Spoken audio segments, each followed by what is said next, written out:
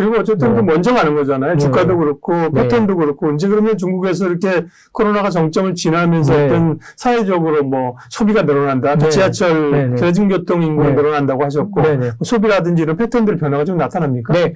실질적으로 뭐 그런 부분들 때문에 요코가 얼마나 올 것인가에 대한 뭐 이야기가 있습니다. 그래서 1월 8일 국경 개방을 했고 정점 통과 이후에 예를 들어서 뭐 춘절의 인구가 한 70% 정도 회복을 한다고 보고 3월 양해 이후에 중국 아웃바운드가 이제 본격적으로 회복될 거로 보고 있기 때문에 하반기부터는 요코가 들어온다고 봅니다. 그래서 삼성증권에서 최근에 이제 추정한 그 요코의 입국자 수를 보면 올해 연말까지는 한 연간 한 150에서 200만 명 정도. 중국에서 우리나라에 오는 분들. 그렇죠. 인바운드 그 정도 된다고 보고요. 내년 정도 24년은 한 800만 명 이상 들어올 것으로 보면 그러면 완전 회복을 하는 거거든요. 그렇죠. 그래서 이제 그런 부분들 때문에 이제 좀 관련된 소비주들, 국내 인바운드 관련된 수혜주를 좀 생각할 수 있는데요. 실제 그렇다면 이제 예를 들어 뭐 화장품 업종이 됐든 뭐 여러 가지 업종들이 있을 텐데 첫 번째로 화장품 업종 같은 경우는 다소 조금은 부담스러울 수 있습니다. 왜냐하면 중국 내에서 브랜드력이 엄청나게 떨어져 있기 때문에 그래요. 최근에 옛날 같지 않군요. 그러니까 옛날에 그렇죠. 후, 설화수 뭐 이런 게 옛날 같이 자국의 상품들이 많이 올라온다는 거죠. 그렇죠. 로컬 업체들이 많이 올라왔고요. 그리고 유럽 쪽에 굉장히 고가 브랜드, 그러니까 초고가 브랜드들도 중국에서 소비력이 굉장히 커지면서 많이 팔리고 있고. 어차피 고가 좋아하는 분들은 프랑스나 뭐 이런 거 일본 제품 쓸 거고. 그래서 중국에서 주요 글로벌 브랜드 가격 인상을 화장품 쪽에서 보면 그 로레알이나 랑콤 같은 경우도 1에서 8%, 키엘도 3에서 10% 정도 2월 달부터 올리기로 이야기된 것 같고, 그다음에 에스로드나 라메르 같은 쪽도 한 6% 정도 2월 달부터 올리기도 합니다. 에스로드도 10% 이상 올리는 거고요. 그다음에 디올 뭐 이런 지방시 이런 쪽도 14에서 18%, 겔랑이 2에서 5% 이렇게 올립니다. 록시땅 뭐 이런 쪽도 2에서 5% 이렇게 가격을 유럽 제품들은 엄청나게 글로벌 브랜드들이 가격을 올리기 시작합니다.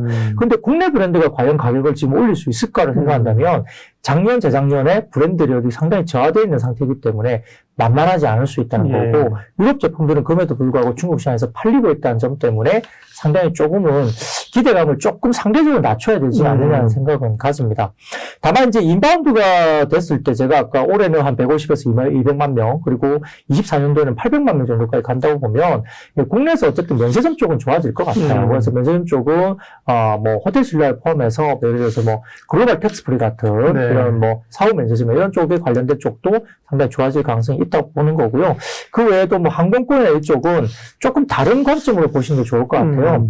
항공권은 인바운드 때문에 좋아지는 건 아니거든요. 면세는 인바운드 때문에 좋아질 수도 있습니다만, 이 항공권은 현재 항공주의 트리거는 일본과 동남아 쪽으로 나가는 우리나라 사람들이 나가는 아웃바운드에 있다고 봅니다. 그래서 지금 중국은 거의 바닥권이고요. 중국과 관련된 교류는 바닥권이고 거의 오고 가는 게 거의 없다고 보고 비즈니스 목적은 이쪽은 오고 가지만 관광 목적은 한국 사람들도 중국 여행에 별로 관심이 없어요. 최근에 데이터를 보면. 대부분 다 일본에 관심이 치솟고 있고 거의 일본은 거의 코로나 이전을 거의 다 회복했습니다. 그리고 일본, 동남아가 베트남, 그렇죠. 태국, 네, 맞습니다. 그쪽이 지금 올라오고 있기 때문에 전반적으로 본다면은 최근에 그 설 연휴만 보더라도 아마 지금 그 관련된 항공권, 그 설 연휴 단거리 항공권은 80% 이상 다 차 있다고 합니다. 뭐 저희 가족들도 지금 뭐 저야 일 때문에 못 나가지만 이번 그 2월 지나고 관련해서 지금 방학 기간이기 때문에 또 일본을 한 3, 4일 정도 갔다 온다고 또 항공권 예약을 벌써 했더라고요. 그러니까 그만큼 이제 일본 쪽의 수요는 엄청나게 일어나고 있고. 아빠는 일하는데 항공권 예약해줘? 네, 그래도 간다고 합니다. 네, 그래서 가라고 해야죠. 네, 그렇게 못 풀면 집안이 시끄럽습니다. 그래서 아무튼 그런 내용들이 있기 때문에 일단 항공과 관련된 수요, 그리고 최근의 턴어라운드는 중국 수요하고 상관이 없어요. 대부분 국내에서 일본 노선과 동남아 노선 쪽에 회복이 되면서, 그리고 장거리 노선은 어차피 국적기, 대한항공들이 하기 때문에 장거리 노선들은 대부분 다 수익 구조의 한 40% 정도가 일본 노선에서 나옵니다. LCC가. 그래서 3분기에 자본 잠식이 일부 있었지만 진에어가 턴어라운드가 제일 빠르긴 할 것 같고요. 4분기 실적으로는. 그리고 제주항공 같은 경우도 실적이 LCC가 굉장히 강한데 일본 노선에서는 1등입니다. 제주항공이. 그래서 지금 최근에 제주항공이 약간의 박스권에서 한 하루 이틀 정도 지금 이번 주 월화가 들어오면서 박스권을 돌파하고 있는 모습이 이제 제주항공도 보이거든요. 그래서 이런 LCC 쪽에 제주항공이 가장 탄탄하고요. 그 다음에 제주항공은 또 3분기에 유일하게 자본 잠식이 안 됐던 LCC입니다. 그래서 굉장히 탄탄하고 유상증자까지 끝냈기 때문에 추가적인 오버행이 나오기가 좀 어렵고요. 그러니까 진에어라든지 다른 LCC, 티웨이 항공까지는 좋은데 진에어도 좋습니다. 지금 턴어라운드 강하게 나오고 있지만 예를 들어 이런 항공사들이 재무구조 건전성 때문에 예를 들어 갑자기 뭐 증자를 또 한다든가 주가가 좀 움직였을 때 네. 그런 약간 노이즈는 있을 수 있기 때문에 좀 유의를 하시되 기본적으로 방향성은 그렇고 또 1월달, 2월달 이 방학의 성수기가 일본 네. 향의 극성수기입니다. 지금은 노선이 이런데 자리가 거의 없고 이런 쪽이기 때문에 LCC 쪽 관련된 부분들은 한 1분기 정도까지는 좀 이어질 수 있는 실적단의 여지가 있기 네. 때문에 좀 보자는 건데요. LCC 뭐 제주항공 말씀하신 것처럼 그다음 진에어 이런 게 탑픽이고 네. 대한항공은 그에 비하면 좀 무거웠는데요. 아까 네. 말씀하신 것처럼 꼭 중국인이 아니라면 유가도 상당히 안정적이고 환율이 떨어지기 때문에 외화부채나 이런 부담이 없을 거거든요. 네. 그래서 사실 대한항공은 어려울 때 화물로 사실은 수입 방어하면서 네. 올랐잖아요. 네. 근데 이제는 뭐 화물이 아니라 여객 쪽이니까 네. 그런 점에서는 대한항공도 조금 움직일 때가 되지 않았을까요? 근데 화물 쪽이 빠지는 게 눈에 보입니다. 상당히 좀, 예, 상대적으로 그때는 여객이 안 되니까, 뭐 어떤 쪽으로 이야기됐냐면, 뭐, 일반 여객 시트를 다 뜯어내가지고 그냥 화물로 그냥 했다. 이 정도 이야기했는데, 지금은 화물 수송단이 상당히 좀 빠지고 있는 모습이 보입니다. 그래서 화물 쪽이 빠지고 여객이 조금 회복은 하는데, 전반적으로 봤을 때는 뭐, 아주 뭐, 미국이나 이런 쪽으로 많이 여행을 가는 것은 아직은 조금 시기상조거든요. 그렇죠. 예. 그래서 그런 부분에 여객 수요가 일본이나 동남아 같은 단거리 노선에 집중되는 수요를, 수요를 보기에는 조금은 대한항공이나 이런 쪽은 좀 어렵다는 점에서 약간 무겁죠. 또 시가총 이런 걸 봤을 때. 그래서 그런 부분에서는 오히려 LCC 쪽으로 조금은 포커스를 맞추는 게 좋겠다 생각이 들고요. 더군다나 뭐 최근에 보면 뭐 이렇게 여행사들도 보면 꽤 많이 올라갑니다. 왜냐하면 한 1, 2년 사이에 워낙 구조조정 해고를 많이 했습니다. 그래서 이럴 때 여행 수요가 폭발하게 되면 해고를 워낙 많이 해놨기 때문에 견뎠던, 그동안 견뎠던 여행사들은 굉장히 짧은 기간에 턴어라운드가 좀 강하게 나올 수 있다는 점에서 생각보다 좀 강한 바운드가 나올 수 있다. 이렇게. 뭐 이미 이제 좀 시작이 됐죠. 그렇죠. 그렇기 때문에 관련된 인바운드 그런데요. 근데 이제 문제는 그러면 중국이 얼마나 영향을 미칠까? 중국이 얼마나 소비 여력이 있을까를 한번 확인해 보겠습니다. 중국 쪽의 소비 여력을 좀 봤는데요. 작년에 그냥 대략적으로 판단하시기에 중국 전체 인구들이 저축이 얼마나 늘었을까? 그냥 간단하게 그냥 한번 추정을 한번 증가율? 증가율이 아니고 금액으로. 저축률이 얼마나 될까? 저축률도 있고. 절대 금액이 그건 모르죠. 저축률은 어떨까요? 저축률로 하면 대충 인구가 나오니까 뭐 그렇지만 전체 캐파 다르니까 같이 계산해. 저축률로 보면 아무래도 이런 개도국이나 이런 데가 저축을 많이 하거든요. 중국보다는.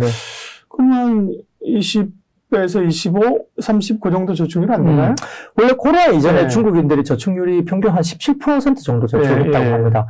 코로나 시절에 3년 동안 저축률이 32%가 올라갔습니다. 소비를 덜 하니까 저축을 다 저축을 했고, 뭐 우리나라 사람들은 희한하게 또 뭐 저축보다는 또 온라인으로 많이 사요. 아니, 경기가 안 좋으면 사실 저축할 여력도 없고, 이게 뭐 혼재돼 있죠. 근데 한국은 좀 다르게, 뭐 저축률이 얼마나 올랐는지 제가 정확하게 뭐 못 봤습니다만. 명품 소비 우리나라. 사실 명품 소비를 많이 했을 거예요. 그리고 뭐 가전을 산다든지, 아니면 뭐 여러 가지 온라인 직구 구매가 워낙 활발하니까 명품으로 그냥 둘러대는 뭐 소비를 했던 걸로 보입니다. 근데 중국인들은 좀 사실 좀 덜 했던 것 같아요. 그래서 저축률이 17% 정도 평균에서 30%를 훨씬 넘기는 저축률이 나왔고요.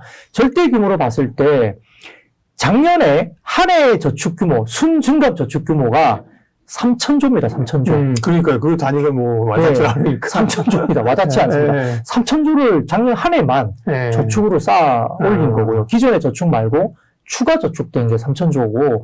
그 얘기 왜 하시는 거예요? 그게 어떻게 되나요? 중국의 수요의 파괴력이 그 정도로 어떤 준비가 되어 있는 파괴력이 있다는 거죠. 그리고 최근에 3년 동안 초과 저축액, 코로나 이후에 3년간 누적 초과 저축액이 1,000조입니다. 1,000조.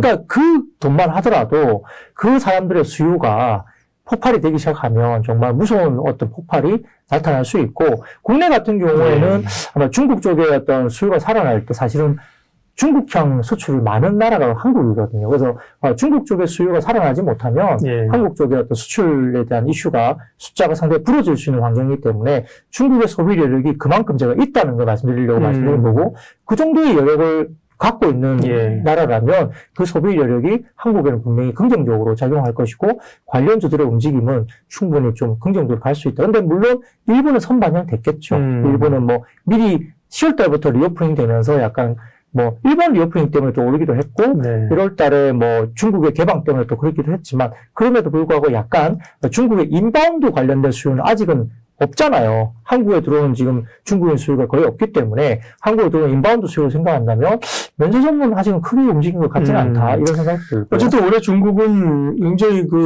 주목해서 우리가 팔로우해야 될 이슈고 단어죠. 1차적으로는 지금 이제 중국 소비주 쪽이고요. 그죠? 네. 그게 이제 반영된 걸 감안하고, 그 다음 단계로 넘어가 중국이 경기 부양된다 그러면 우리가 수출하는 기업, 그죠? 화학, 정유, 철강, 소재, 건설기계 이런 것도 사실 우리 봐야 돼요. 사실 지금 이제 중국 쪽에서 이제 시크릿컬 쪽이 이제 우리도 좋아지는 쪽인데요. 순수 정유 같은 경우는 석유 제품, 그러니까 정유 쪽은 중국 쪽에서 수출 많이 늘렸습니다. 수출을 굉장히 많이, 수출 쿼터를 많이 늘렸기 때문에 약간 중국의 매물이 글로벌로 나온다고 생각하면, 그러면 석유 제품, 그러니까 정유 제품은 약간 좀 아리까리 할 수 있어요. 아리까리 할 수 있는데, 유가가 근데 이제 올라가는 쪽으로 간다면, 그래도 좀 어느 정도 이제 좀 반등을 나올 수 있는 순수 석유화학 정유 쪽은 그렇고요. 우리 NCC라든지 이런 우리가 시크릿컬 관련된 화학 쪽은 확실히 수요가 늘 거예요. 근데 그쪽에서 약간, 특수화학 쪽, 그러니까 BD 가격이 급등하면 고무 가격이 급등하기 때문에 금원 석유라든지, 그 다음에 효성 TNC 같은 스판덱스, 이쪽과 관련된 쪽에 재고가 확실히 많이 빠져 있습니다. 그리고 가동률이 치솟고 있거든요. 그래서 스판덱스 관련된 가동률이 치솟고 재고가 엄청나게 빠져 있다는 점에서는 효성 TNC 같은 스판덱스 강세에 특화되는 어떤 종목들이 좀 눈여겨 들어올 필요는 있겠습니다.